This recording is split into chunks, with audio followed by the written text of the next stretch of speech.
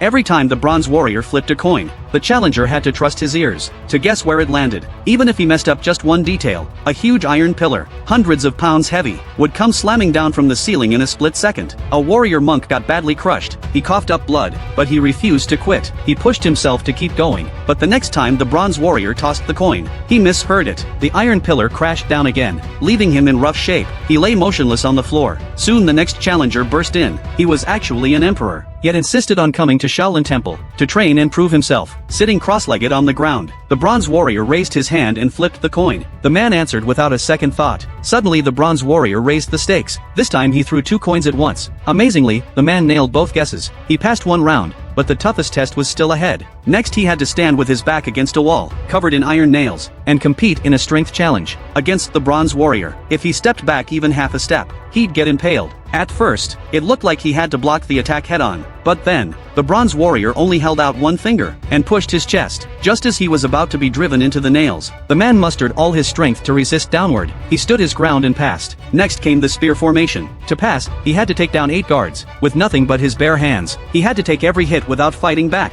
Soon he reached the final guard, but something felt off. No matter how many punches he threw, he couldn't make progress. Then he spotted a small red dot on the guard's body. He focused, channeling all his power into one punch at the mark. It worked. He passed again. Up next was the golden sword trial. This time he had to defend against heavy swords wielded by 4 monks, but as they swung their massive blades at him, he realized he had no weapon. Just as a sword was about to slash his face, he looked up and saw a golden sword hanging from the ceiling beam. He leaped up with lightness kung fu, snagged the sword and launched a fierce counterattack. He fought off the swords, and now it was the staff formation. This time he was prepared. He quickly grabbed a lone staff and went up against 4 guards. They had numbers, but he had skill. His mastery of the staff gave him the edge. Even as they attacked all at once, he held his own effortlessly, moving like a whirlwind. He took them down one by one. Finally came the golden bell trial, a test of inner strength and willpower. He had to stand with his back to a giant bell and endure 5 powerful strikes without falling. But as soon as he stepped into the arena, he saw the previous challenger lying dead on the ground, half killed by the bell's vibrations. So the question now is,